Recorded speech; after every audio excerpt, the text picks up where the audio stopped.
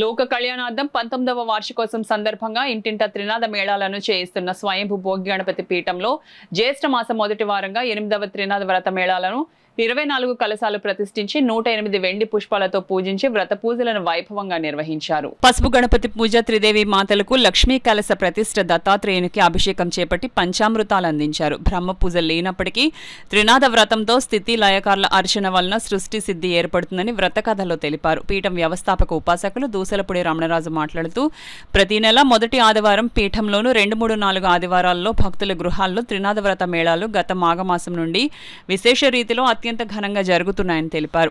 త్రినాద మేళాలు చేసుకునే గృహాలలో 3 తరాల శ్రేయస్సుతో నిత్య శుభ సంకల్పాలు వర్ధిల్లుతాయన్నారు. వ్రతమేళ నిర్వహించే వారికి త్రినాద కాంస్య విగ్రహాలు, కలశాలు, దీపపు కుందులు పీఠం అందజేస్తుందని, చలివిడి వడపప్పు, కొబ్బరి తాంబూలం, సాంబ్రాణి ఏర్పాటు చేసుకుని బంధువులు, స్థానికులను కులమత వర్ణ వర్గ ప్రాంత ధనిక పేద భేషజాలు లేకుండా ఆహ్వానించి శ్రద్ధగా పూజించాలన్నారు. వ్రతంలో గంజాయి ధూపం ఎంత మాత్రం వాడకూడదని పేర్కొన్నారు. మే 17న బీచ్ రోడ్ రాజీవ్ గృహకల్ప ప్రాంగణంలో 9వ మేళా 27 కలశాలతో జరుగుతుందన్నారు. మేళం ఆదిలక్ష్మి, తాండవ కృష్ణ, నక్కా సత్య సతీష్, మురాలశెట్టి నాగమణి, వీరప్రభాకర్ రావు, వాకాడ దేవీశేఖర్, గోళ్ల సరోజిని నాగరాజు, ర్యాలీ సుబ్బలక్ష్మి, రవికిరణ్, గొల్లపల్లి శ్రావణి కిరణ్ దంపతులు లలితాదేవి సహస్రనామ పారాయణం చేసి తీర్థ ప్రసాదాలు అందించారు. ఆమె ముఖవర్చస్సు నుండి సింధూర వర్ణంలో ప్రవహించినటువంటి గణపతి మాఘమాసంలో ప్రవహించారు. అందుకే మాఘమాసంలో సంకష్టకార చతుర్థి రోజున కార్యక్రమాలు చేసుకుంటాం. అదేవిధంగా మాఘమాసంలో త్రినాద వ్రతాన్ని ఆచరణ చేసుకోవడం వల్ల త్రినాదుల పూజ కార్యక్రమం చేసుకుంటాం. ఎందుకంటే బ్రహ్మగారికి పూజ లేదు. ఈ యొక్క త్రిమూర్తుల పూజ ద్వారా బ్రహ్మగారి ఆరాధన పూర్తవుతుంది కాబట్టి బ్రహ్మసిద్ధి కలుగుతుంది, లోక కళ్యాణ కార్యక్రమం అవుతుంది.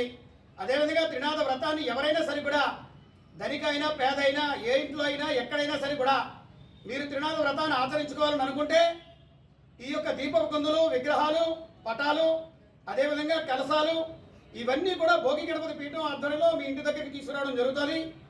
మీరు వడపప్పు, అదేవిధంగా ఈ యొక్క చలివిడి, కొబ్బరి, ఈ నూనె ఏర్పాటు చేసుకుని దీపారాధనతో మీరు పూజకి బంధువుల్ని, మిత్రుల్ని, స్థానికుల్ని పిలుచుకుంటే త్రినాద వ్రతాన్ని చదివి మంగళహారతులతో ఈ కార్యక్రమాన్ని పూర్తి చేయడం జరుగుతుంది.